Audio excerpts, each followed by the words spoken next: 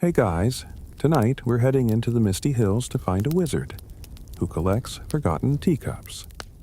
Yep, you heard that right. Not dragon bones, not rare potions, just emotionally neglected ceramic. And strangely, it might be one of the coziest, most unexpectedly weird journeys you've taken with me yet. So, before you get comfortable, take a moment to like the video and subscribe, but only if you genuinely enjoy what I do here. And, hey, leave a comment telling me what city you're in and what time it is as you're listening.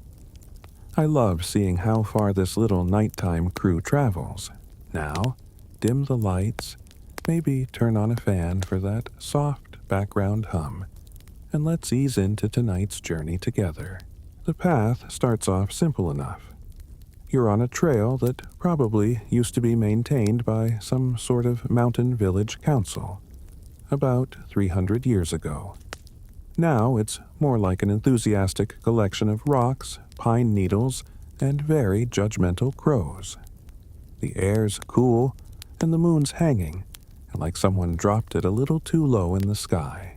After the first bend in the trail, things get a little stranger. The trees here lean inward, like they're having a conference call about you. And then, just when you're thinking maybe this isn't the best place for a nighttime stroll, you see a sign. It's nailed to a tree, but the wood is unnaturally smooth. There's a teacup painted on it, delicately, with a crack in the rim, and below it in calligraphy that tries a little too hard. Please bring a cup before entering. You may borrow one. There's no direction, no explanation. Just that. Naturally, you do what any sane person would do in this situation. You keep walking, while mildly regretting not bringing a travel mug. After about 10 more minutes of steadily rising fog and increasingly sassy squirrels, the trail ends. Sort of. It just stops leading forward and instead loops around a squat little cottage that seems to have been built entirely out of mismatched stones and what looks suspiciously like melted candlesticks. There's no smoke from the chimney, but the air smells faintly of lavender and burnt toast. You knock, because you're polite like that. No answer. You try the handle. It turns with a groan that sounds deeply unimpressed, but the door swings open. Inside, it's quiet. Too quiet. The kind of quiet that suggests something either very magical or very bored is about to happen. The room is dim, but warm. There are floating candles, not hovering with purpose, more like they're just too lazy to land. The furniture looks like it's been borrowed from at least 3 different centuries. And in the middle of the room, on a perfectly circular doily, is a single teacup. It's floral, a little chipped on one side, and it's gently steaming. There's no one else in the room, just you, and the cup. And then, just as you're thinking, maybe I shouldn't stare directly into mysterious tea, the cup sighs.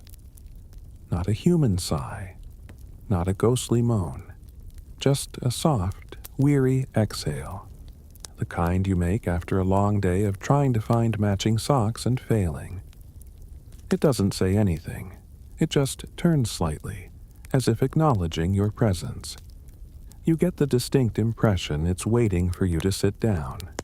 You do, because at this point, your best option seems to be just going along with whatever this oddly civil beverageware wants. Across from you is an empty seat. The fire crackles in the hearth. Somewhere in the back you hear a faint chime, like a tiny spoon stirring itself. Still no sign of a wizard. But honestly, it doesn't feel like he's gone. It feels like he's just stepped out for a moment. Maybe to find another cup. Or maybe to see who was knocking and then decide, nah, let the cup handle it. You look around. The walls are lined with shelves, each carefully organized with teacups. No two are the same. Some are delicate and pristine. Others clearly have stories that involve falling off more than one table. And then you notice none of them are dusty, which is strange, because everything else in the room is just dusty enough to suggest time has politely paused here. So, why are the cups clean? You lean closer to inspect one with a tiny red dragon painted along the rim. And right as your finger gets near it, the cup flinches. You're not even sure it happened. It could have been the candlelight, or your imagination, but you pull back your hand anyway. That's when you see it, tucked between two shelves, a narrow hallway leading deeper into the cottage. At the end, a soft, pulsing glow, not threatening, just curious. You stand up. The original teacup lets out another sigh, like it knew this would happen. You nod back, because, honestly, you're starting to feel like manners matter a lot more than usual in this place. As you walk toward the hallway, something shifts in the air. That subtle pressure that means you're not just in a house anymore. You've stepped into something older and a little enchanted. And, as history scholars might still debate to this day, was this place created by the wizard? Or did the cups invite him? You'll soon find out. You walk slowly down the narrow hallway, your footsteps muffled by a rug that feels like it was woven out of well-meaning intentions and probably at least 3 kinds of cat hair. The glow ahead gets stronger, but never blinding. It's more like moonlight filtered through a tea bag, warm, golden, and just a little confused about its purpose. The hallway curves, then curves again, and suddenly you're standing at the entrance to what can only be described as a foggy greenhouse, but indoors and underground, because of course it is. The mist here isn't cold, it clings gently, like it just wants to know if you're emotionally available. Ferns brush your arms as you pass, and tiny glowing mushrooms wink at you from the floorboards. You start to get the sense that everything in here might have a name and an opinion. Then you see it. In the center of the room is a pedestal, and on it sits a single teacup. Delicate, dusty rose pink, with a tiny gold rim and the faintest crack down one side. You don't know why, but you're certain this is the first cup. The original. The one that started the whole obsession. And it's humming. You step closer, slowly. The humming doesn't stop, it changes pitch, almost like it's adjusting to your presence. The closer you get, the more clearly you hear it. Not music, exactly, but a soft, resonant vibration, like a lullaby meant for porcelain. You reach out your hand, but not to touch, just to acknowledge. And in that moment, the fog thickens. You blink. Once, twice. And now, you're no longer in the greenhouse, you're in a memory. It's daytime. Bright, chirping, overly enthusiastic daylight. You stand in the middle of a bustling town square where people are dressed like they've stepped out of 5 different centuries. Someone's riding a broom, but badly. Someone else is selling enchanted mittens that only fit left hands. A goat in a monocle is judging you. And across the square, sitting calmly on a bench, is the wizard. He looks entirely normal, maybe disappointingly so. No long beard, no swirling cloak, just an old man in a moss-colored sweater, gently holding a teacup in both hands like it contains all the answers he needs. He sees you. He smiles. You sit beside him because that's what you do in dreams. "You're here for the cups," he says in a voice like dry leaves and honey. You nod. "Kind of?" He chuckles. "That's how most people start. They come for the mystery, stay for the mild existential tea chat." You look at the cup in his hands. It's chipped, stained, and gently steaming. "This one?" you ask. He lifts it a little. "Found it in a bakery in the southern Wisplands. Left behind by a very forgetful baroness who once tried to ban sugar because she thought it was making her dreams too exciting." You raise your eyebrows. He shrugs. "Historically debatable. Records from that region are full of pastry-related contradictions." You glance around the square. It feels too vivid to be a memory, but too convenient to be real. The wizard sips. "You're not really in my past. You're in my collection's memory of me, which, frankly, might be more flattering." You smile. "So, the cups remember you?" He nods. "And each other. And sometimes things we've all forgotten." You blink again. The light shifts. The square fades. The fog returns. You're back in the greenhouse. But now, the pedestal is empty. The cup is gone. You look behind you and find it. Back in the cottage, sitting neatly on the same doily where you first saw it, waiting like it never left. And now you understand something. These cups aren't just collected. They're connected, anchored. Each one, a breadcrumb from a forgotten life, a misplaced emotion, a day that didn't quite finish being lived. You sit again. The fire crackles. The room feels warmer now, and the cup sighs again. Except this time, it sounds just a little bit like a laugh. Historians might still debate whether enchanted objects can hold memory or consciousness. But after that little dream walk, you're pretty sure this particular teacup has both. And a surprisingly dry sense of humor. You're just starting to feel the weight of the chair beneath you, the warmth from the fire easing its way into your back when the teacup wiggles. Not aggressively, more like it's adjusting its seat, which is weird because cups don't usually have hips. It turns slightly again, directing your attention toward the left side of the room. You hadn't really noticed it before, partly because the lighting here obeys its own logic, and partly because the teacup has such a strong stage presence. But now, in the far corner, a soft clatter echoes. Then another, and then a groan. Not yours, fortunately. Out from behind a thick velvet curtain waddles a teapot. Well, technically, it rolls, on tiny brass wheels. One is clearly squeaky. It stops, adjusts itself with a sigh that feels deeply theatrical, and emits a high-pitched, clearing of throat sound that you didn't know ceramic could produce. And then it speaks.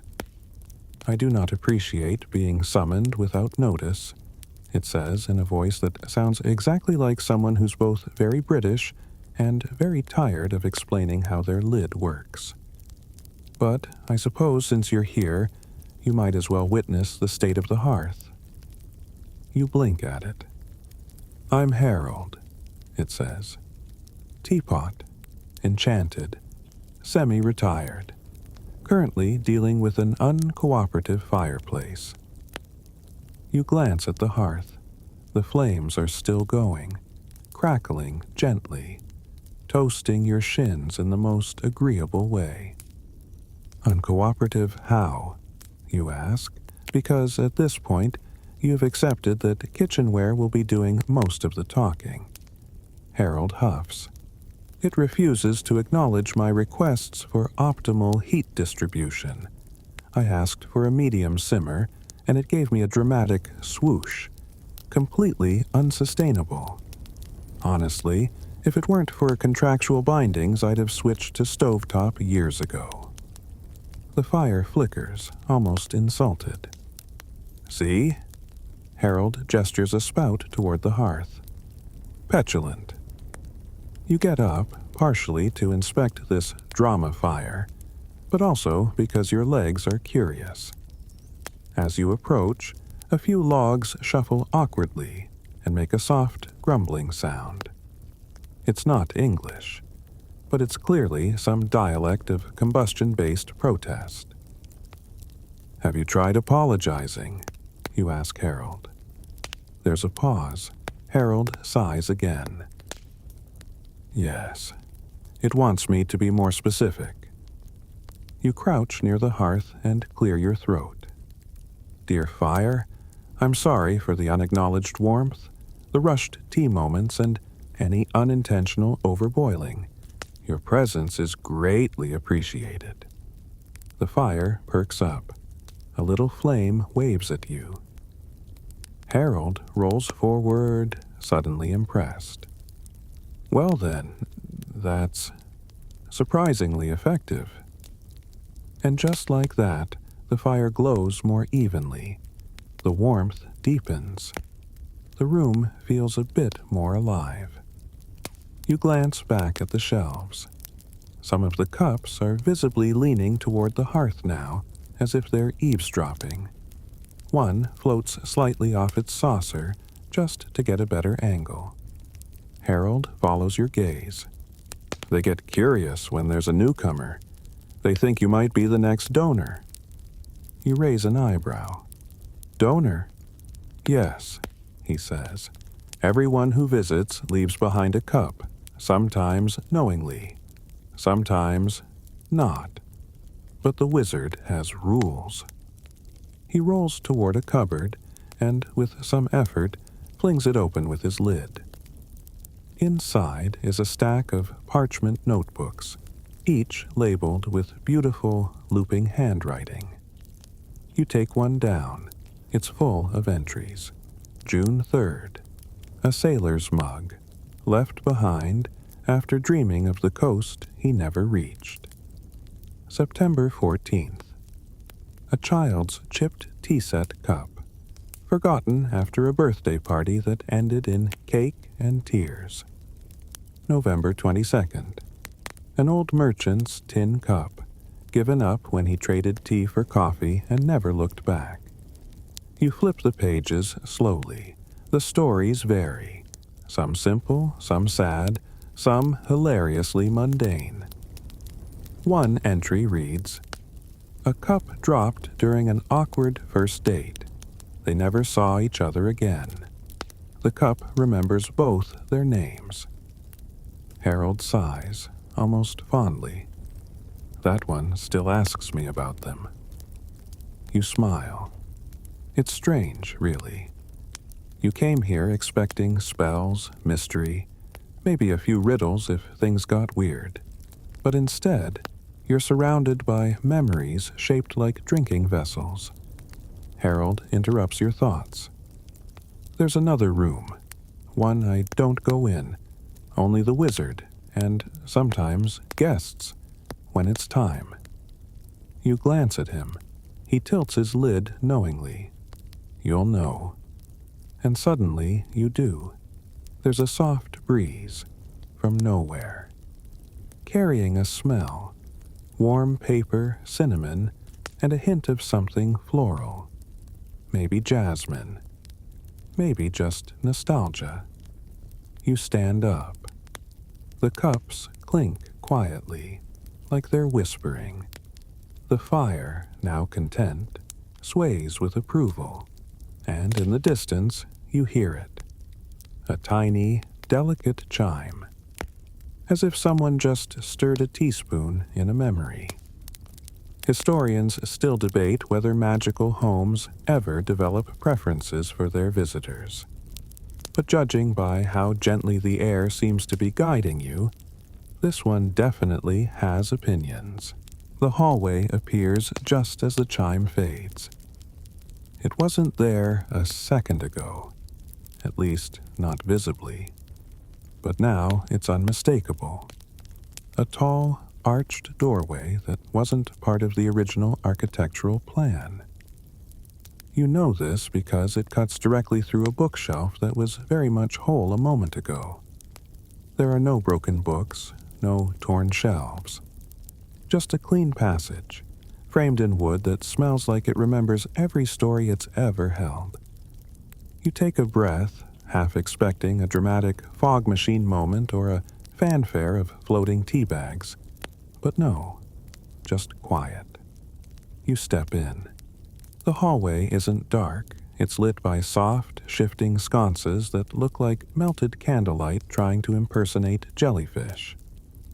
They hum faintly, as if discussing the weather. You walk slowly. The air is warmer here, and something in your chest feels tugged. Like this place already knows your favorite mug back home. The one you always reach for without thinking. The one with a chip you keep pretending doesn't exist. At the end of the hallway is a room. It's larger than you expect, with a tall ceiling domed like an observatory. And at its center, suspended in midair, is a floating spiral staircase made entirely of teacups. You stop and blink, just to be sure you're not hallucinating out of sheer narrative momentum. Nope, still cups. Dozens of them. Maybe hundreds. Carefully balanced. Some tacked rim to rim. Others tilted and locked like porcelain puzzle pieces. It should absolutely not be standing. And yet, there it is. And what's more, it's gently rotating. You step closer. The air around it vibrates, like the deep hum of a cello being played underwater. There's no visible entry point. No first step labeled with a helpful "Start Here" sign. But the moment you reach out your foot, a small saucer detaches itself and floats to meet you. Solid, steady, slightly warm. You step on. Another saucer rises, and then another, like you're being invited up by an exceptionally polite tea party. Halfway through your cautious ascent, you notice something odd. Each cup you pass whispers something. Not words, just impressions, flashes. One smells like rain on stone.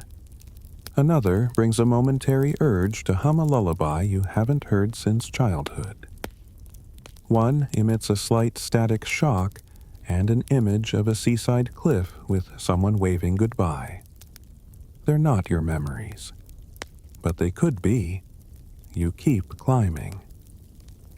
Eventually, the staircase ends, not at a floor, but at a platform.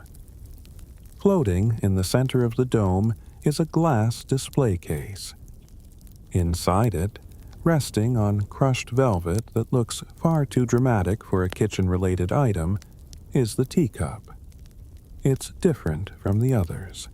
Smooth, matte black. Simple. No patterns, no decoration. Just a single crack along the handle, filled in with shimmering gold. You've seen that technique before. Kintsugi, the Japanese art of repairing broken pottery with gold, highlighting the flaw instead of hiding it. You approach. There's no lock. The glass lifts with a whisper. You reach out, half expecting the cup to levitate or hiss or demand identification. Instead, it just hums. Not the musical kind this time, more like the kind of hum a person makes when they're content, when they're safe, when they're home. You pick it up.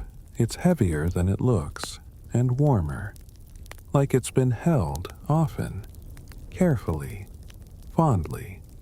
It doesn't feel like magic. It feels like memory. And that's when the room changes. The walls fade. The dome peels back into sky. You're standing on what looks like a floating hilltop, surrounded by clouds tinted orange with the last light of some long-lost sunset. The wizard is there again, sitting on a stone bench. Same moss sweater, same gentle eyes. "You found her," he says, nodding at the cup in your hand. You look down. "She?" He smiles. "Not all cups are objects. Some are moments. That one belonged to someone who waited." He pauses. Waited a long time. You hold the cup tighter.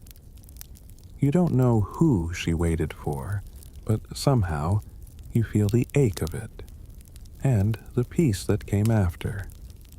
"Did they come back?" you ask. The wizard leans back, looking at the clouds. "That's the thing. Sometimes they do.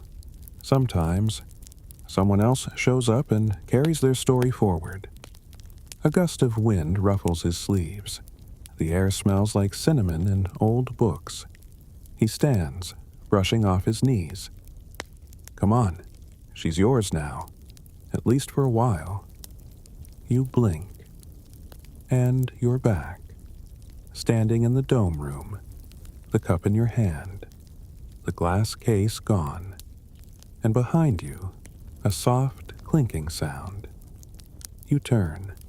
The staircase has disappeared, and now, lining the walls of the room, are shelves, dozens of new shelves, each one empty, waiting for new cups, new stories, new moments people forgot to remember. And somewhere, far off, a teapot chuckles quietly to itself and mutters, "Oh, he's really doing the whole mystical moment thing again, isn't he?"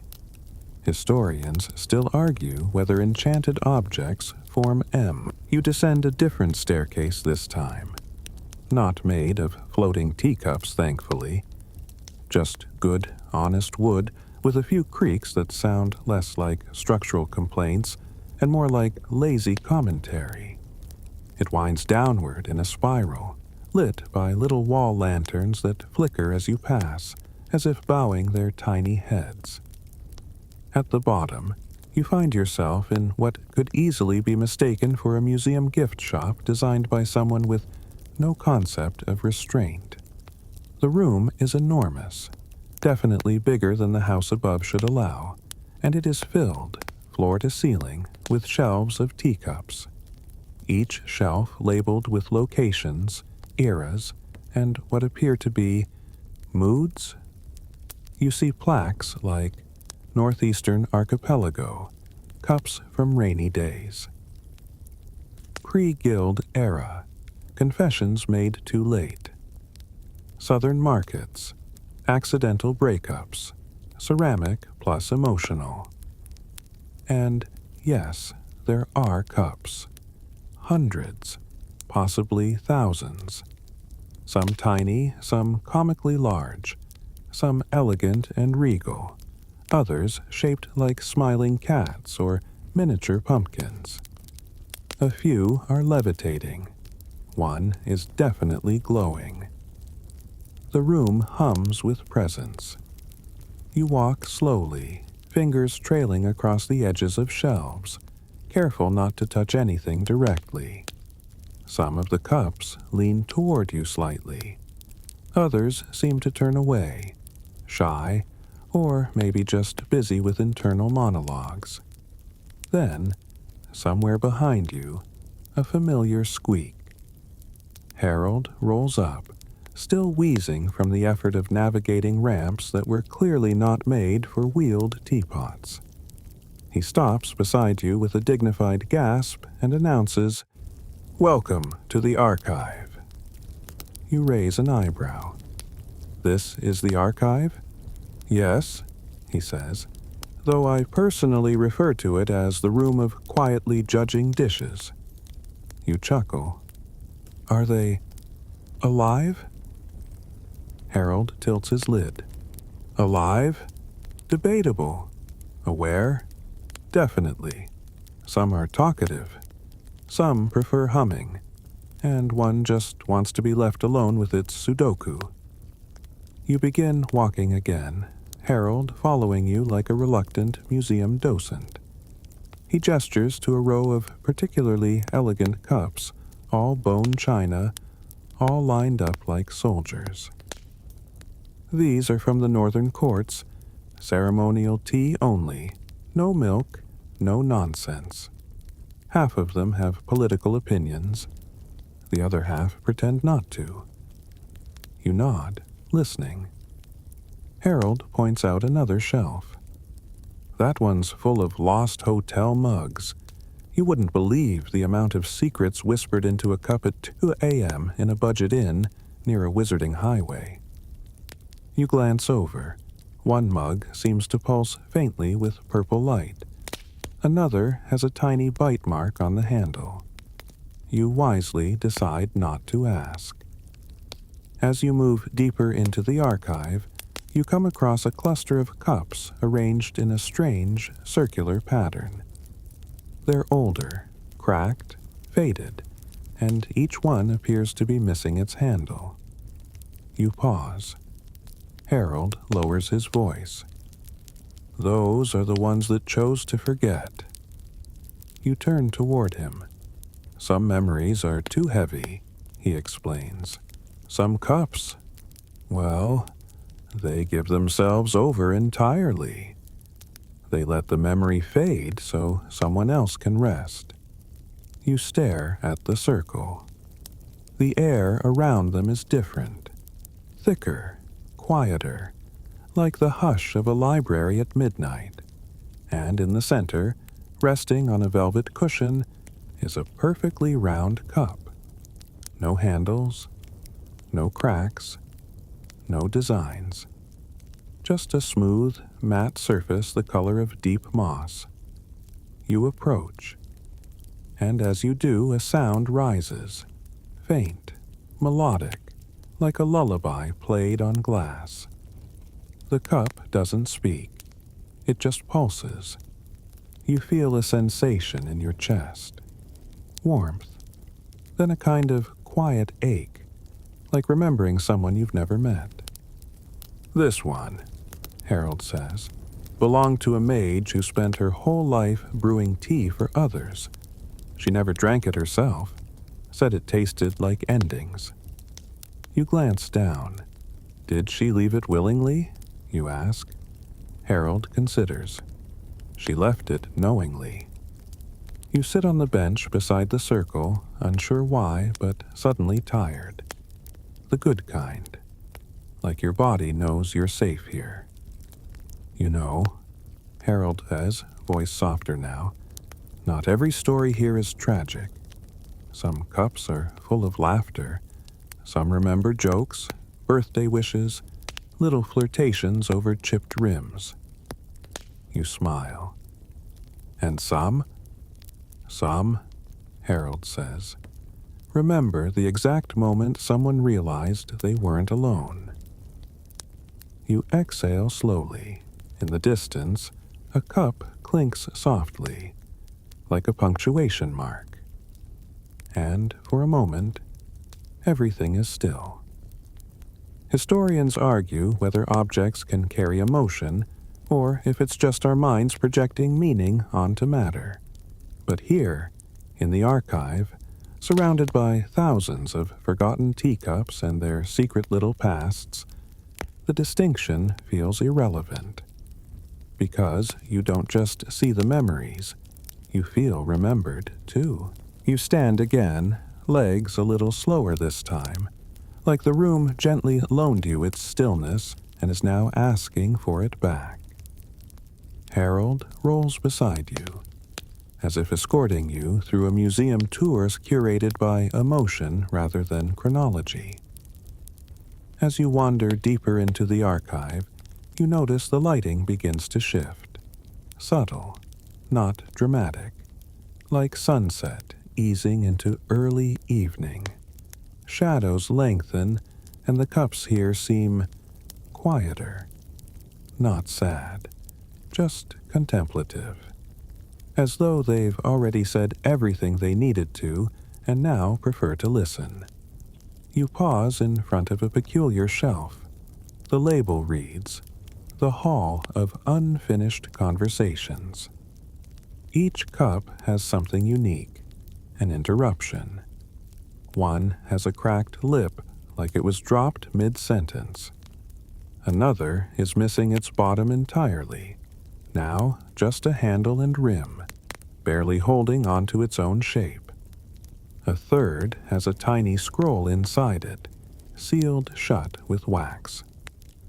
Harold doesn't say anything. He just watches you. You pick up a ceramic mug that feels surprisingly heavy. Its handle is shaped like a question mark. A voice echoes faintly. Not in your ears, but somewhere behind them. "And I just wanted to ask, if you ever..." Then silence. You don't know who was speaking, or who they were speaking to. But the unfinished thought sits in your hand like a fragile hope, still waiting for the rest of the sentence. You place it back gently. Further down, another sign catches your eye. Cups from the Southern Kingdom. Ceremonial, practical, occasionally passive-aggressive. You smirk. The cups here are all unusually tall. Some shaped like tulips, others with bases too wide to be practical. One has an inscription around the rim that reads, "This is not the correct tea, but I forgive you." Harold chuckles behind you. That one belonged to a diplomat, famous for turning passive insults into national trade agreements. You nod thoughtfully. So, these aren't just objects. They're pieces of people? He rolls forward a bit. Pieces, yes, or echoes, maybe shadows. Not full souls, no. That would be far too messy. But memories, regrets, sentiments too stubborn to leave quietly, those stay.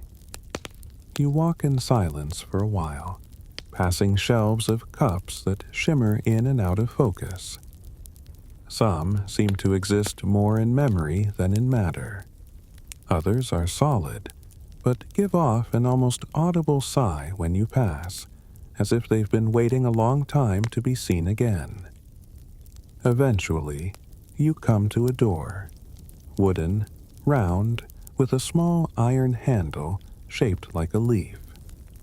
There's no sign above it, just a tiny note pinned to the frame, to the ones still dreaming. You look at Harold. He shrugs, but not in a don't care kind of way, more like you have to see it for yourself. You open the door. Inside, it's dark at first. Then stars appear, thousands of them, suspended in a vast, open room where there should be walls, but instead there's just space.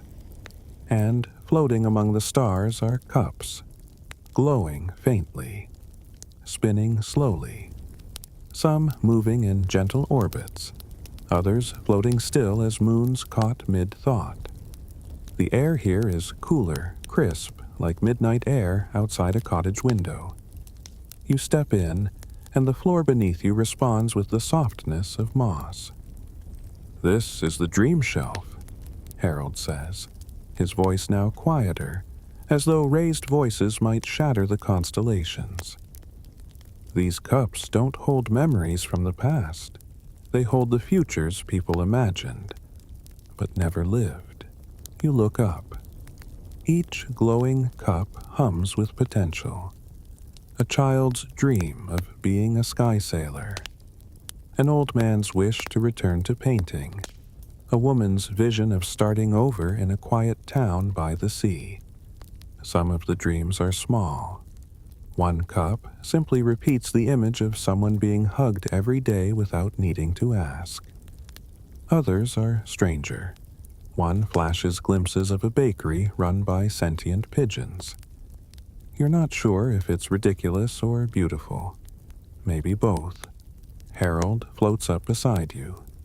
People forget dreams faster than they forget reality. These cups, they catch them. You take a few steps further. One cup rotates toward you and flashes a flickering image. You, sitting on a porch, older, smiling, holding a chipped mug full of tea surrounded by friends you haven't met yet. You gasp softly, and the cup hums back as if to say, "You still could." You reach out, not to take it, but to acknowledge it. The cup dims slightly, like it's nodding, then drifts back into the constellation. You turn to Harold. What happens to these dreams? He tilts. Some find their way back. Some inspire others. Some just float, content to have been imagined. There's a long pause, and then he adds, "One of them dreamed of you, you know." You glance at him. What? Harold rolls backward, already heading toward the door. "Come along. I think it's time you met the images." You follow. Because, of course. Historians continue to argue whether magic is a force of nature or simply the collective weight of all the stories we never finished telling ourselves. But the door to the dream room closes behind you with a softness that suggests both secrecy and courtesy, like it doesn't want to disturb the dreams. Or maybe it knows you're carrying some of them with you now. You're back in the archive proper, but the air feels different, sharper, more alert. Harold leads you down a hallway you somehow missed earlier. It's narrower, with fewer shelves, but what it lacks in space, it makes up for in subtle anxiety. The lighting flickers with the faint energy of expectation. These, Harold says, are the diplomatic cups. You pause, like international relations. He rolls ahead, nodding solemnly. Some people exchange treaties. Others shake hands. The southern kingdoms, as you know, preferred porcelain and plausible deniability. You glance at the nearest shelf. A gold-framed plaque reads, "Treaty of the Five Flames, ratified over chamomile." The cup beneath it is squat, wide, and painted with 5 red streaks that look suspiciously like stylized dragon tails. It radiates heat. Not dangerously, but enough to make your fingertips tingle with the memory of something large and flammable trying very hard to be civil. Harold pauses beside it. That one was used in negotiations between the coastal mages and the dragon clans. Heated debate, literally. 2 diplomats were mildly singed. But the tea? Exquisite. You raise your eyebrows. And what was the issue? Land rights and etiquette. The dragons insisted that if you're going to serve tea, serve it in something flame-proof. The humans refused to switch from ceramic.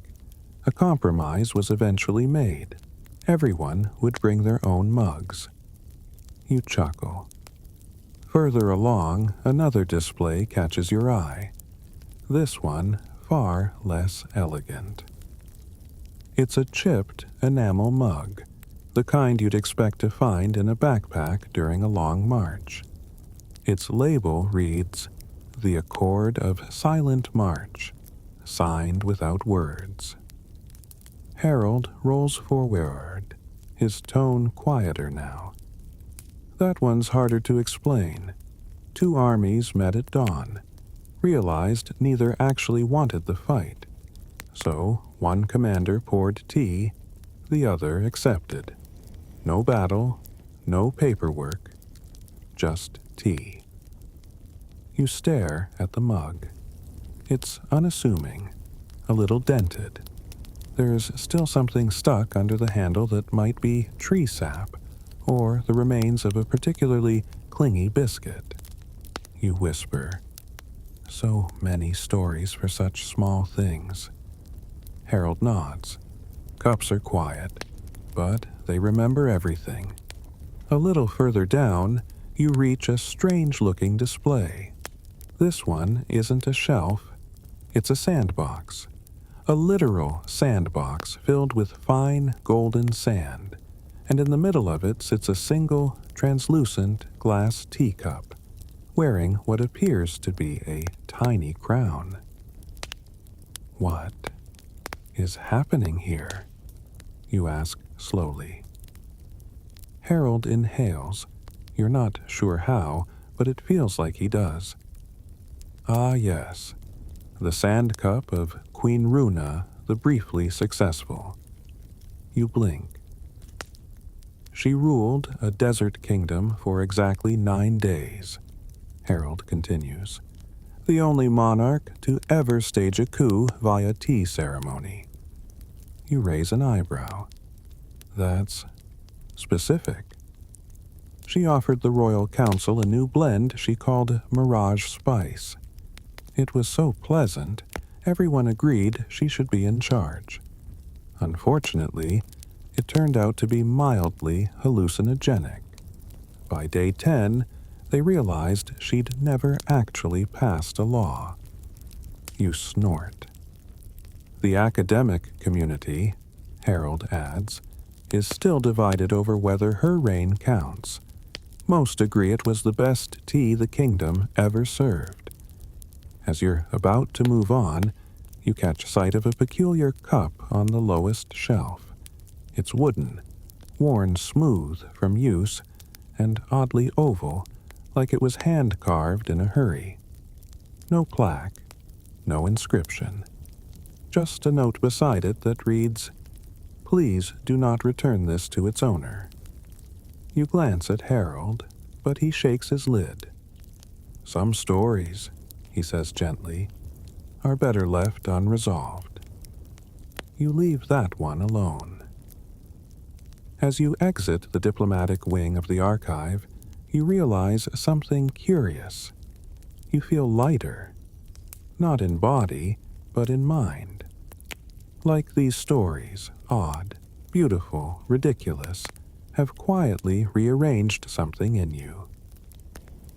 You know, Harold says thoughtfully, the wizard once said that diplomacy is just the world's most polite version of emotional confusion. You nod slowly. That feels about right. And as you continue down the hall, past more shelves, more cups, more memories, each whispering its own small truth, you begin to wonder, how many cups have you left behind? How many moments, quiet and unfinished, are out there, waiting to be remembered? Historians argue whether peace is made at tables or in treaties, but maybe, just maybe, it's made in the silence between 2 sips of tea. You begin to notice the shift before your feet do. The floor changes, from polished wood to soft carpet, then to stone tiles that click slightly under each step. The lighting dims again, not in a foreboding way, but like the house itself is drawing a breath. And the smell. Ah, the smell is unmistakable. Mint, citrus, and something sharp like pepper. It's tea. But not just any tea. It smells like it's still deciding what mood it wants to be. Harold rolls to a stop beside you, his spout twitching. "You've arrived," he says, "at the room of brewing incidents." You blink. "That sounds dangerous." "Oh, not lethal," Harold says quickly. "Just mildly unpredictable. Some of the teas brewed here are known to cause light floating, temporary emotional clarity, or, in one case, a deep and inexplicable understanding of goats." "Goats?" you ask. He nods.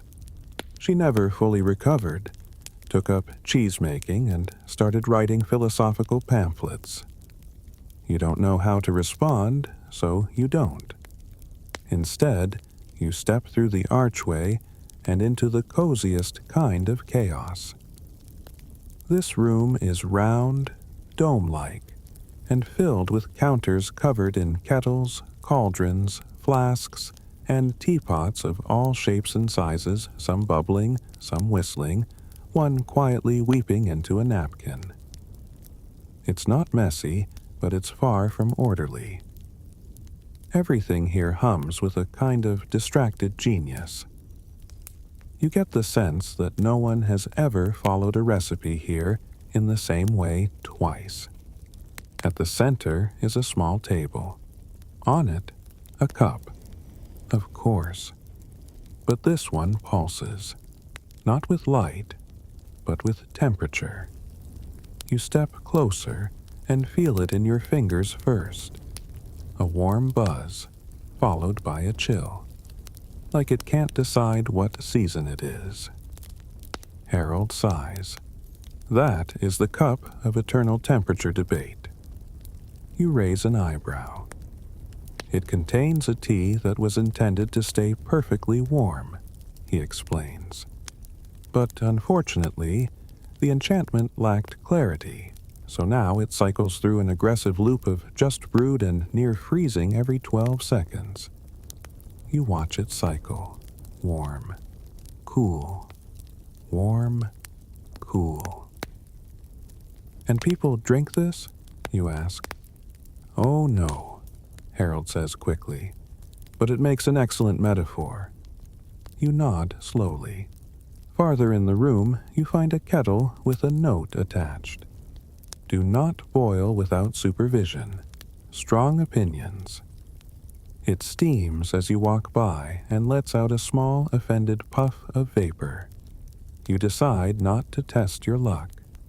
On one shelf, there's a stack of teacups labeled "Ambition Blends, Caution, Causes Sudden Overconfidence."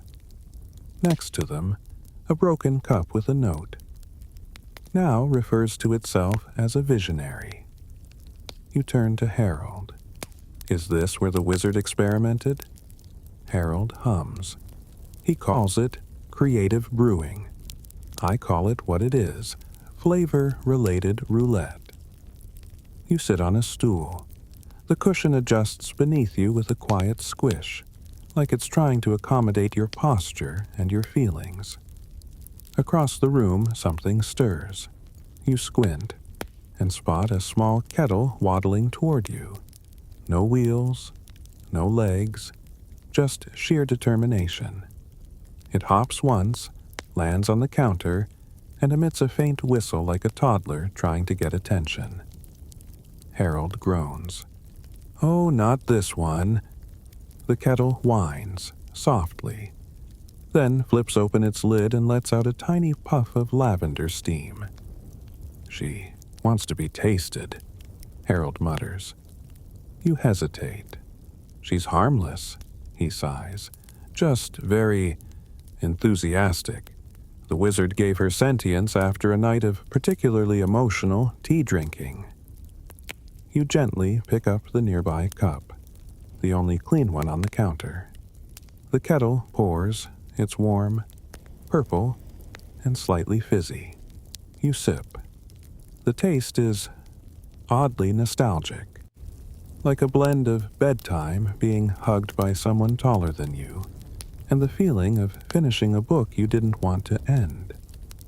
You exhale, long and slow, then blink. Harold is looking at you expectantly. I just remembered my grandmother's kitchen, you say slowly. I haven't thought about it in years. It just popped in. He nods. That's what she does. Reminds you of the places you didn't realize you missed. You set the cup down. It sighs contentedly. The kettle gives a happy bounce and scurries away. Harold rolls beside you. We don't always know what memories need steeping. Sometimes they take years. Sometimes they need just the right blend. You glance around the room, at the steaming pots, the glowing herbs, the cups that seem to tremble with potential. You know, you murmur, this feels more like a potions lab than a tea room. Same thing, Harold says, except tea won't turn you into a frog, usually. You chuckle. Historians still disagree whether magical teas are truly brewed for the drinker or if the drinker simply becomes the right person for the tea. But as you sit there, warmth spreading from your chest out to your fingertips, you suspect it doesn't matter. What matters is that for the first time in a long while, you feel gently and irrevocably present. The hallway after the tea room is lined with framed sketches. Quick, wispy things, like someone tried to capture dreams before they faded. Most of them feature teacups. Some show people holding them. A few show no hands at all. Just a cup, floating above an open journal or a window ledge in the rain. You pause at one where a cup sits alone in the snow, steam rising, untouched. There's something haunting about it. Not sad, necessarily, just paused, waiting for a sip that never came. Ah, Harold says, rolling up beside you. That's from the time traveler. You turn to him. He nods toward the picture. He came here once, or will come. Depends on who you ask. He left a cup that hasn't been found yet. You stare. How does that work? No one's sure, Harold admits. The wizard says it's a paradox steeped in Earl Grey and denial. You smile. Is the wizard always this poetic? Only when he's tired or making things up, Harold replies. You keep walking, the corridor shifting again. Wider now, curving left in that very specific architectural way that feels intentionally mysterious. And at the end of it, a room bathed in soft gold. Not shiny gold, more like candlelight reflected off parchment. Inside, shelves. Again. But these aren't like the others. These are shorter, lower to the ground, and each one is lined with teacups that seem uncertain. They don't shimmer. They don't hum. Some tilt slightly, like they haven't made up their minds whether they belong. Above the entrance hangs a sign. Anomalies, accidents, and alleged time slips. Oh boy, Harold mutters. Brace yourself. This is the weird wing. You enter slowly. The first cup you notice has two handles on the same side. It also seems to be blinking. The second is entirely transparent, but casts a shadow shaped like a fish. A third is made of something you're fairly certain is bread. That one, Harold offers, was baked by accident during a magical bake-off. Still insists on being a real cup. The jury's out. You walk among the shelves, reading the tags. Left behind by a person who technically hasn't arrived yet. Was never poured into, yet somehow remembers 1,000 conversations. May or may not be the result of a sneeze during a summoning ritual. You stop at one that's hovering just an inch above its shelf. It's spinning very slowly. Its tag reads, "Found at the edge of a clockmaker's grave. Still ticks." You lean closer. Sure enough, it ticks. Faintly, like a heartbeat made of tea. Harold rolls beside you. We try not to analyze that one too closely. Every time someone does, it moves itself.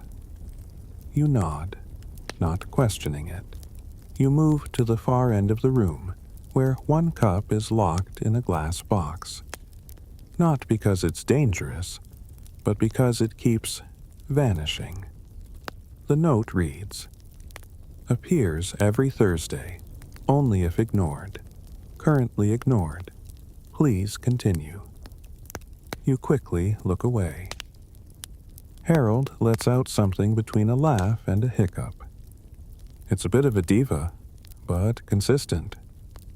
Then he leads you to a small alcove, almost hidden, like the room itself isn't sure it should exist.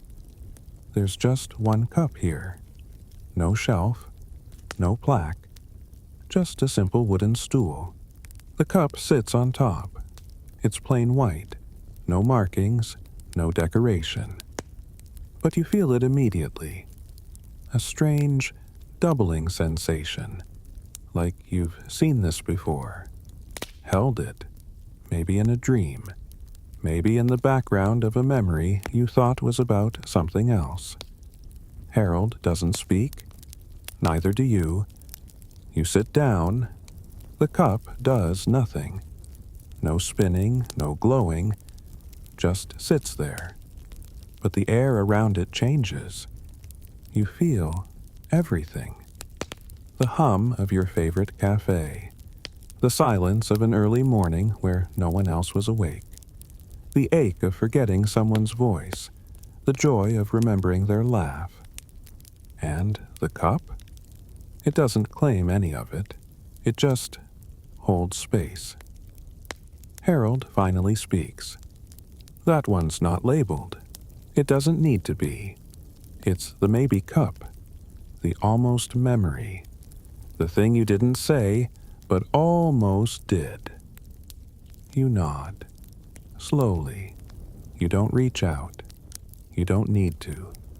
And, somehow, the cup seems to nod back. You stand, heart a little heavier but in the good way, like it's carrying something worth the weight. Historians, naturally, have no consensus on anomalous magical artifacts. Some insist they are glitches in arcane logic. Others say they're emotional residue given form. But standing there, in the quietest wing of the archive, it feels obvious. Some cups aren't meant to be understood, just witnessed. You leave the anomalies behind, like stepping out of a particularly intense dream, one of those you don't fully understand but somehow feel in your spine for the rest of the day. The hallway that follows is refreshingly ordinary. Wooden beams, a few candles and wall sconces. Even the wallpaper is neutral, in that I was chosen by someone who once described beige as exciting kind of way. Harold rolls ahead of you, slower this time. "Next room's a favorite," he says. "Not for the wizard, for the cups." You squint. "The cups have favorites?" "Oh, yes," he replies. "Some of them even gossip about shelf assignments. You wouldn't believe the politics of cup row 7. You chuckle, but there's something charmingly serious in his tone, as if to say, no, really. They vote. At the end of the hallway, you find yourself facing a heavy wooden door. Unlike the others, this one bears a brass nameplate that reads, "The Listening Room." You push it open. The space inside is softly lit, almost like a chapel.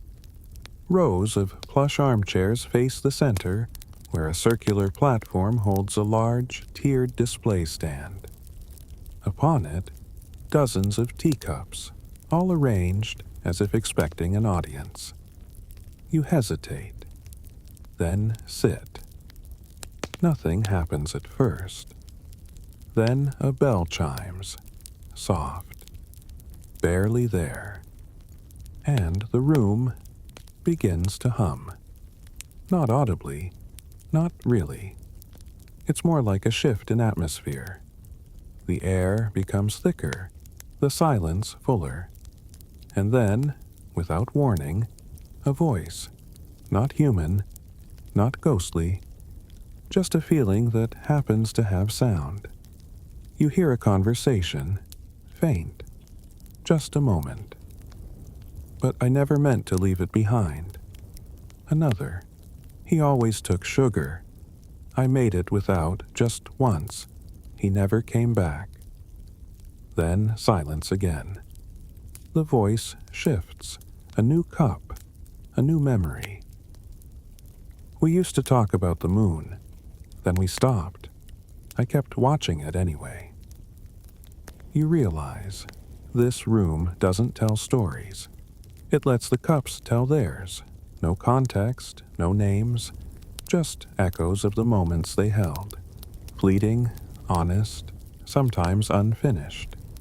Little windows into lives that may have never made history books, but somehow made it here. Harold speaks softly beside you. The wizard built this room to remind himself that sometimes magic is quieter than we think. You nod, barely breathing. I told her I'd be back in 5 minutes. She drank it after I left, said it tasted better alone. Each line more intimate than the last. You begin to feel like an eavesdropper, except they want to be heard. The cups want witnesses. One memory lands heavier than the rest. He never liked tea, but he always made it for me. You inhale, slowly. The platform dims. The voices quiet. You sit for a long moment in the hush that follows, uncertain whether you're allowed to stand yet. Finally, Harold wheels forward and says, with something close to reverence, "They're done for now." You rise, but not all the way at first. Your limbs feel slower, like you've just stepped out of a warm bath of other people's emotions. You're not sad, you're full. As you walk out, Harold adds, "Some say the listening room is magic. Others say it's memory. Me? I think it's both, because, frankly, what's the difference?" You exit back into the hallway. This time, you walk ahead of him, because now the stillness is yours too. And as you glance back at the door, you think, these cups, these moments, they're not trapped. They're resting. Historians have tried to archive oral histories for centuries. But this room, these whispers, they aren't just archives. They're invitations to listen, to remember, to care, even for just a moment. The hallway after the listening room is quiet in a different way. Not reverent like before. This is more of a library after hours kind of quiet. Stillness with a sprinkle of mischief. The walls are lined with portraits now, but unlike the expected stern faces of wizards past, these are cups. Just cups. Portrait style. Framed, painted, posed. Some sit on velvet. Others hover dramatically over moonlit cliffs. One has a full royal regalia painted around it, complete with a jeweled crown and an extremely serious scepter that may or may not be a spoon. You glance at Harold, who is already watching you with the tone of someone preparing to explain something mildly embarrassing. "This," he says, "is the gallery of self-aware cups. You stare. They commissioned portraits of themselves? He nods. Well, some insisted, others were flattered. One demanded a 4-part oil series. Got it too. You step closer to the royal teacup painting. A small brass plaque beneath reads, Lady Bramble of the Birchwood Set. Steeped once, never again. There's an undeniable attitude in the tilt of the cup's painted rim. You're not sure if it's aristocracy or just a healthy sense of boundary setting. Further down, one portrait is half finished, brushstrokes frozen in time. The cup is plain white, but its shadow on the canvas shows flowers blooming. Harold notices your interest. That one kept changing its mind about everything: flavor, material, identity. The wizard finally gave up mid-stroke and left it as is. It still debates with the frame once a week. You move to a particularly dramatic portrait of a chipped glass mug, seated before a roaring hearth like it's just written its third best-selling memoir. The brushwork is passionate, perhaps too passionate. Ah, Harold sighs. Sir Crispin, the overly theatrical goblet, calls himself a vessel of inner flame. Once tried to lead a motivational workshop for other cups. It lasted 15 minutes and ended in tears. You stifle a laugh. Then you see something odd. At the far end of the gallery, beyond the oils and gilded frames, is a wall filled not with paintings, but photographs. Black and white, slightly out of focus. These cups look real, used, loved. The kind you'd find in a corner cafe or at your grandmother's house, or on the cluttered desk of someone who forgets to finish their tea. No names, no plaques, just images. Harold stops rolling. That's the wall of forgotten fame. You stare. Fame? He nods. These cups never made it into history, never witnessed wars or held royal brews or featured in prophecies. But they were there for the real moments, the quiet ones. A child's first solo sip, a writer's deadline cup, a nurse's 5-minute break. You nod slowly. They may not have stories with titles, he continues, but they lived, and they mattered. One photo in particular catches your eye. It's a metal camping mug. Dented, smudged, its handle bent sideways. It's resting on a log beside a pair of boots, steam curling upward like a lazy thought. There's something grounding about it. Like the photo itself smells of pine and rain and tired laughter. You find yourself whispering, I think I had one like that. Harold doesn't answer, but he doesn't need to. The silence feels like it's listening. You step back, letting your eyes travel across the wall. It's strange how emotional you feel. Not for the cups exactly, but for the lives behind them. The fleeting, quiet humanness of it all. The hands that held them. The mornings they warmed. The words they overheard. And then you notice one final frame. Empty. Just a simple wooden frame, hung carefully at the very edge of the gallery. A note sits beneath it. Reserved. You glance at Harold. He shrugs, but this time there's a hint of a smile in his voice. No one knows for whom, or when, but the wizard insists we keep it ready. You look at the frame again. It's nothing special, but it's waiting, patiently. And, somehow, that feels like enough. Historians may argue that art immortalizes only the extraordinary.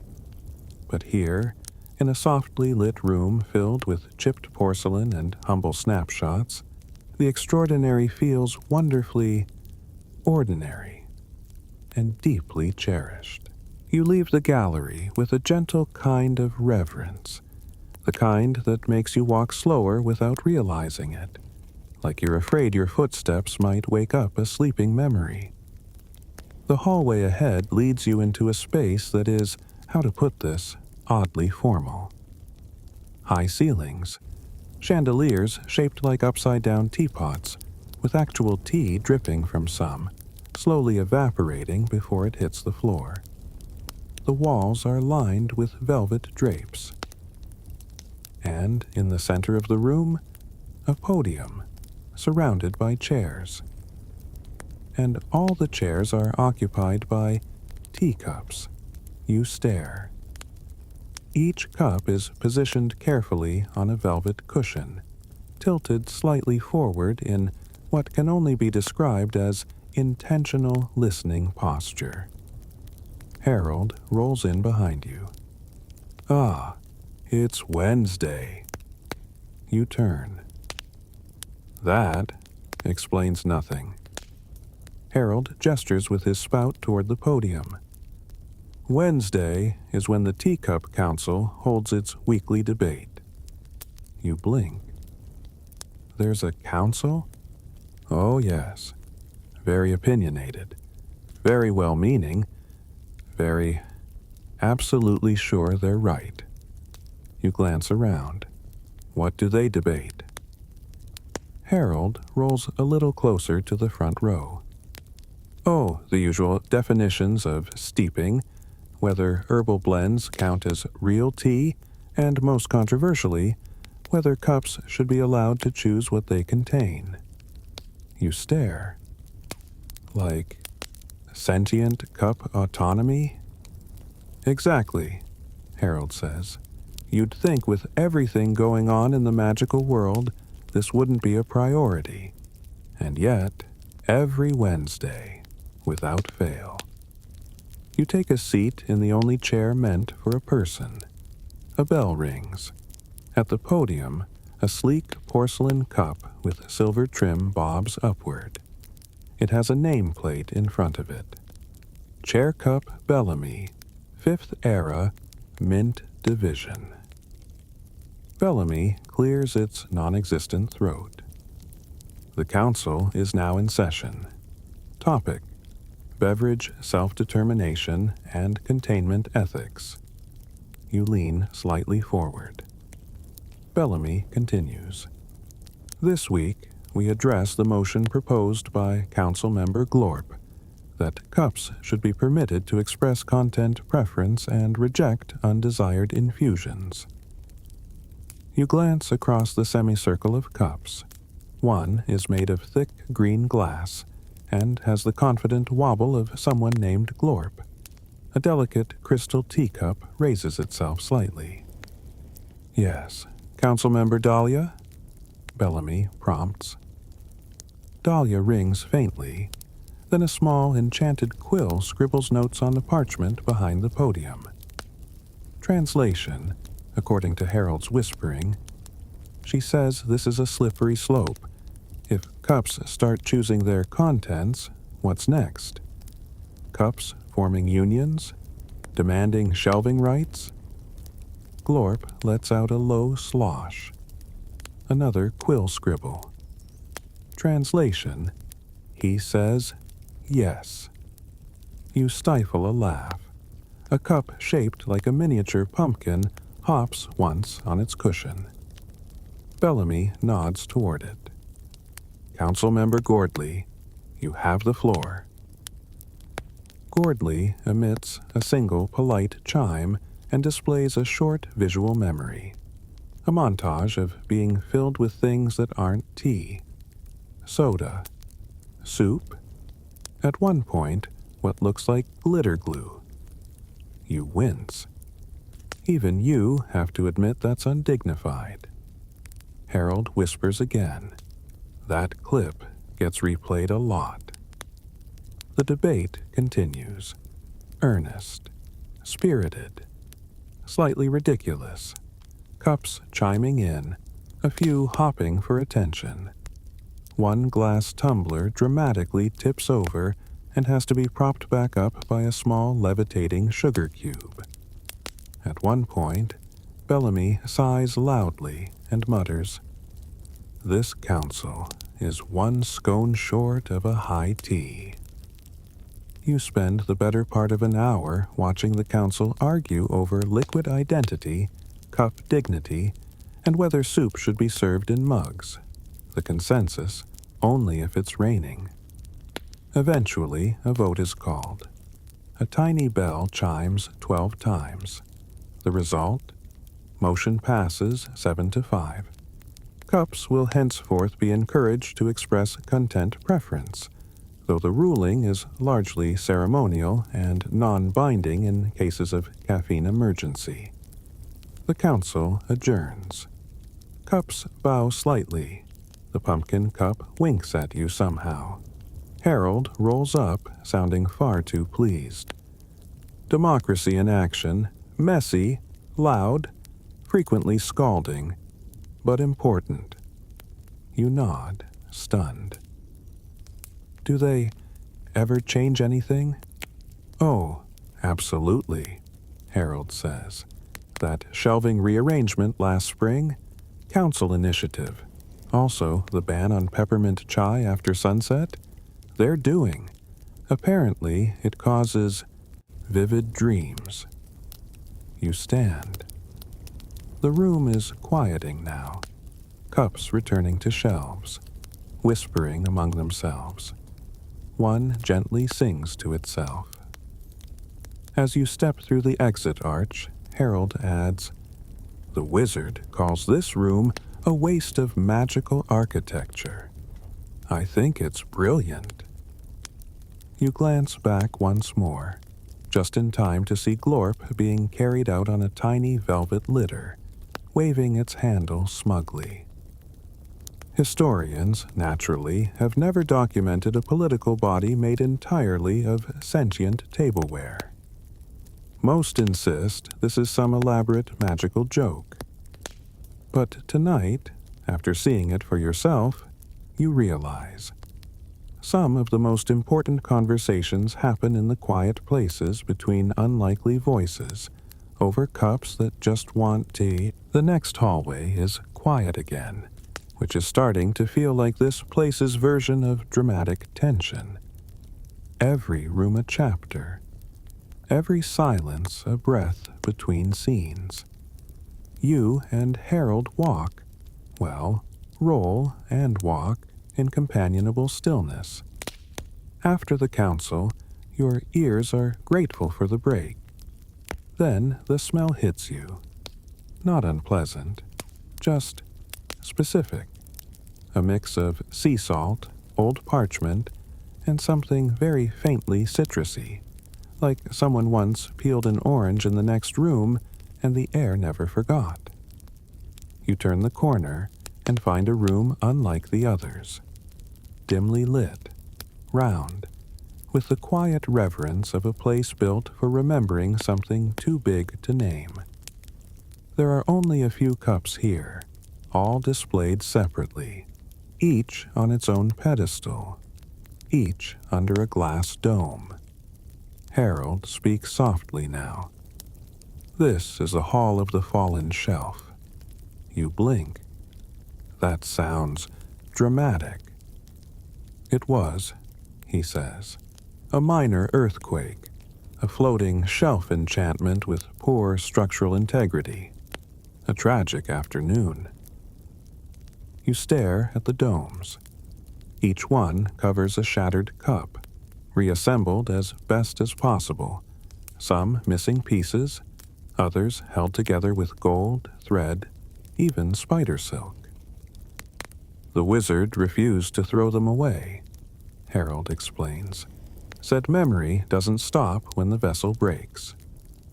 You step toward the nearest one. It's a blue and white porcelain cup, clearly once beautiful, now cracked into 5 major pieces, its handle completely gone. But someone, maybe the wizard, has placed a little paper tag inside.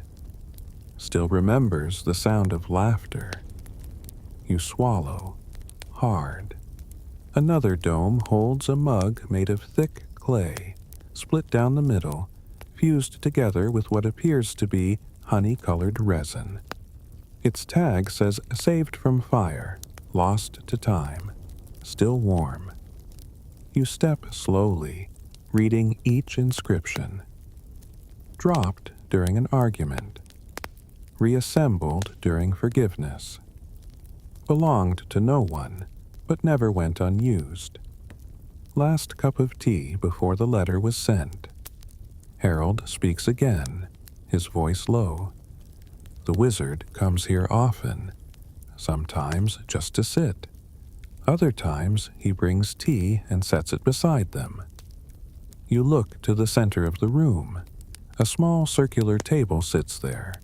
On it, an unbroken cup. Steam rising, waiting. Is that for someone? You ask. Harold nods. Always. You take a seat at the edge of the room, letting the silence settle around you. There's no magic spectacle here, no glowing enchantments, just stillness, grief, and grace held together in porcelain fragments. You think of your own life, of cups you've broken and never replaced, of conversations left half said, of quiet mornings with no one to share them. And suddenly, you understand why this room exists. Because some moments matter so deeply, even when they break, they deserve a place to rest. You rise gently and approach one more dome. This one is different. Inside is not a cup, but the remains of a saucer. Only half of it. A jagged edge, a faint flower pattern on one side. The tag reads, "Never had its own cup. Didn't need one." You smile, even though you're not entirely sure why. Harold watches you quietly, then says, "Some of them are stories. Some are symbols. This one," he taps his lid. "This one reminded the wizard of someone. He never said who." You nod. There's nothing more to do here, no lesson to extract, no artifact to carry forward. Just a feeling, and the very gentle reminder that even broken things can be kept, honored, loved. Historians often debate whether magical artifacts retain their power after breaking, whether cracks render a spell null, whether enchantment can survive damage. But in this quiet, flickering room filled with the soft sigh of memory, the answer feels obvious. Magic doesn't end when something breaks. It just changes shape. The door from the hall of the fallen shelf closes behind you with a sigh, like a curtain falling after a final scene. You don't speak for a while, neither does Harold. The silence is now familiar, like an old sweater you didn't realize you missed. Eventually, Harold rolls forward and says, "One more stop before the wizard returns." You blink. "He's coming back?" "Oh, yes," Harold replies. "He always does, eventually, like dust or nostalgia."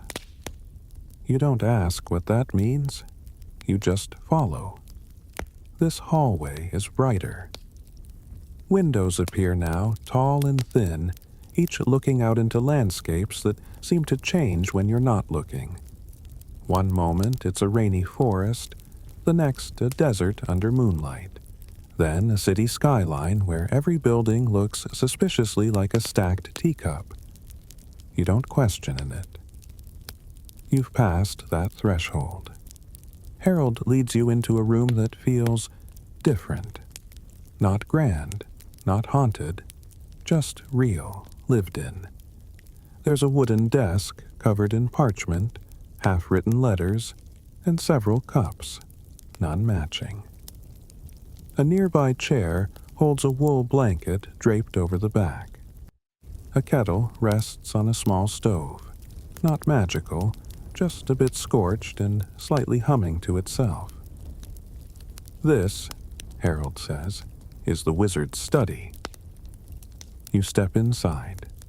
The air smells like ink and citrus peel. There's a record player in the corner, though it appears to be playing nothing but a soft, scratchy silence. Every surface has something. Old books, a broken wand repurposed as a letter opener, a drawer slightly open with what looks like biscuits from several decades ago. You move toward the desk. One teacup is positioned dead center. A plain one, stoneware, earth-toned, sturdy. It's empty. Harold speaks behind you. That's the wizard's cup. You nod. I figured. He rarely drinks from it, says it's there to remind him. Of what? Harold doesn't answer immediately. Then, quietly, that not everything worth holding can be held. You let that sit for a moment. You glance at the books. Their titles are vague and unhelpful. The theoretical fluidity of memory brews beyond time. A caffeinated survey. Please don't open this one. Seriously. You don't open that last one.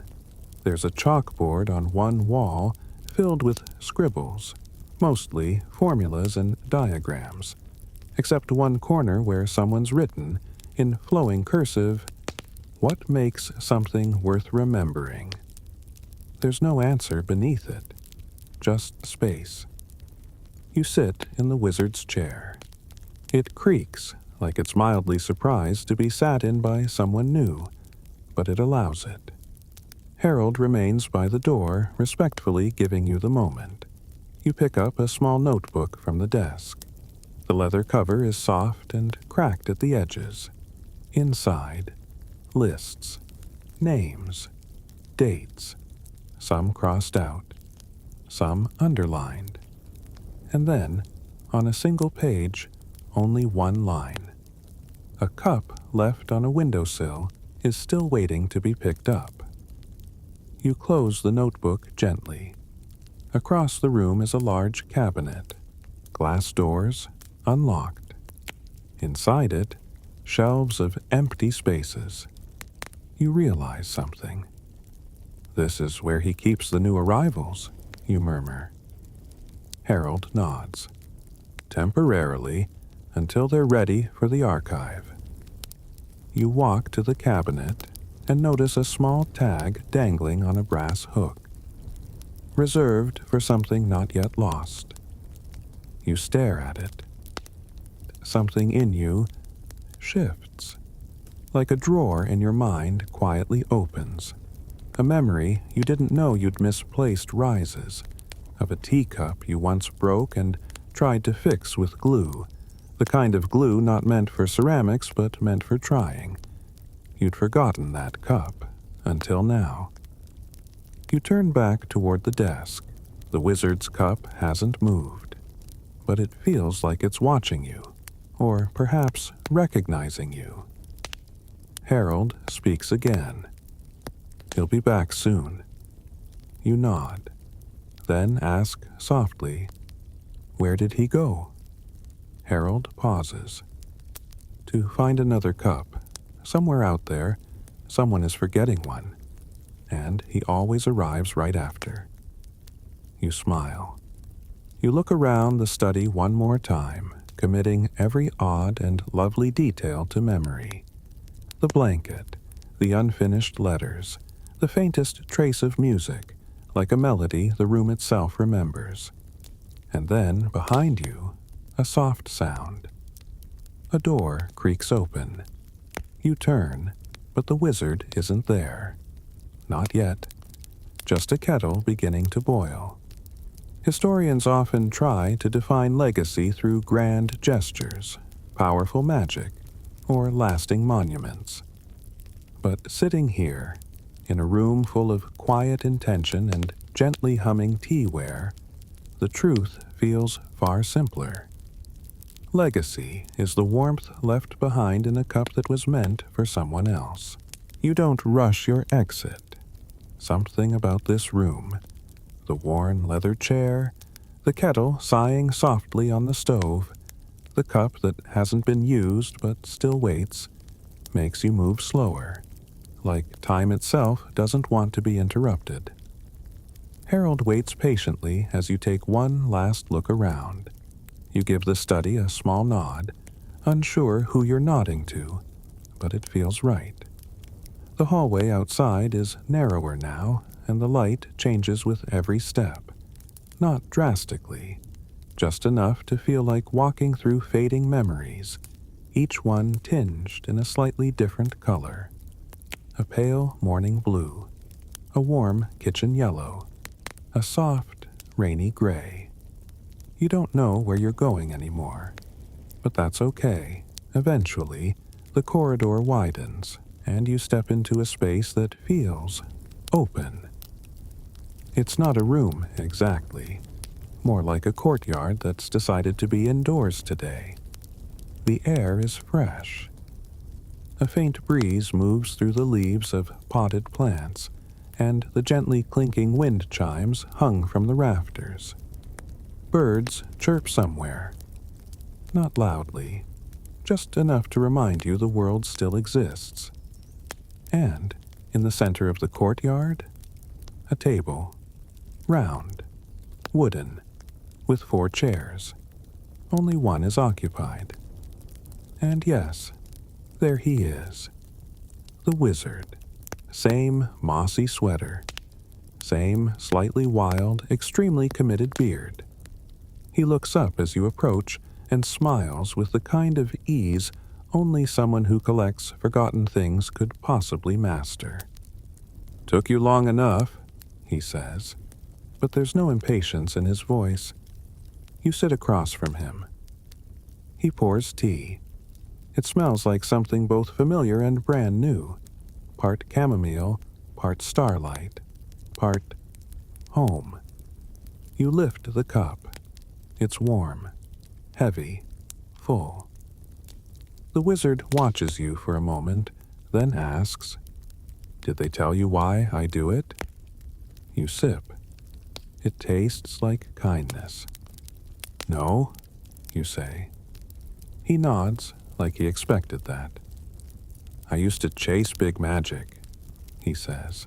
"Spells, artifacts, world-changing incantations. You know the type." You nod. "But one day," he continues, "I dropped a teacup.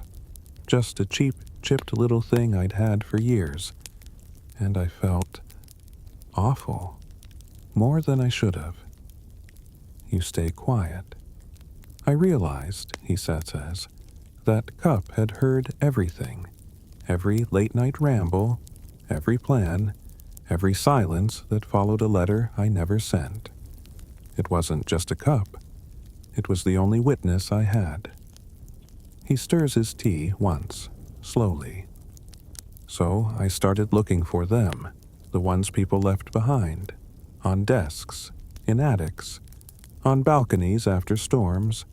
Not all were magical, not all were whole, but they remembered things their people forgot." You look around the courtyard. The air is still. "And that's enough?" you ask. The wizard smiles. "It's everything." You sip again. He leans back in his chair. "I suppose it's silly, collecting cups. But then again, what's sillier, keeping memories, or pretending they don't matter?" You look down at your cup. It's the same one you've been carrying, the matte black one with the gold-filled crack. The one that hummed in your hand like it had been waiting. You ask quietly, What happens to it now? The wizard shrugs. Up to you. You tilt your head. He gestures toward the courtyard archway. Behind it, shelves you hadn't seen before. Empty. Waiting. You know, without asking, that you can place your cup there. Leave it. Let it be part of something larger. Or you can keep it. Take it with you. Back to wherever you came from. Back to the world of chipped mugs and busy mornings and tea that goes cold before you remember you poured it. The wizard doesn't push you. He just sips his tea like he's had this conversation 100 times. Maybe he has. You sit for a long time. And finally, you stand. You nod to the wizard. He nods back. As you walk toward the archway, Harold rolls up beside you. Well, he says, not bad for a first visit. You chuckle. Do people come back? Some, Harold replies. Some don't know they ever left. You reach the shelves. Your hand lingers on the cup. You close your eyes and place it gently on the middle shelf. It doesn't hum. It doesn't glow. It just rests, like it's home. Historians rarely agree on the purpose of memory. Some say it's to learn. Others say it's to mourn.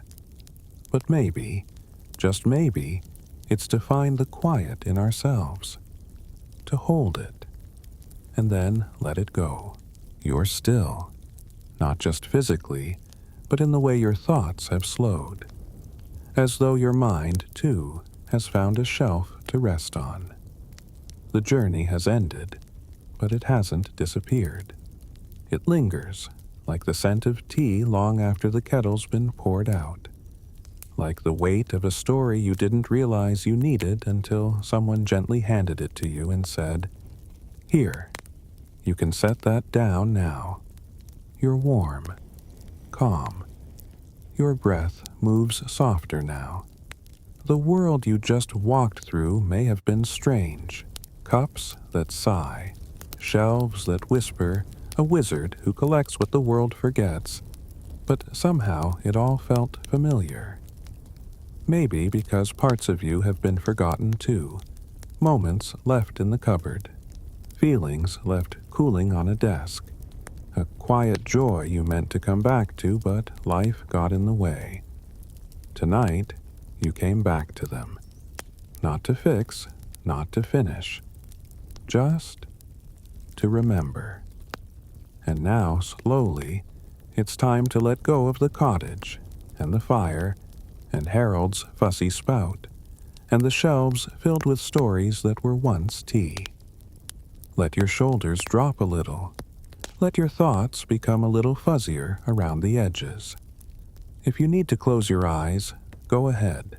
The cups won't mind. They've seen sleep before. They'll watch over you. You're safe here. You're remembered. You're home, even if just for tonight. So rest easy now. Nothing to fix, nothing to do. Just the soft hush of memory and a gentle gold-lined crack of warmth in your chest.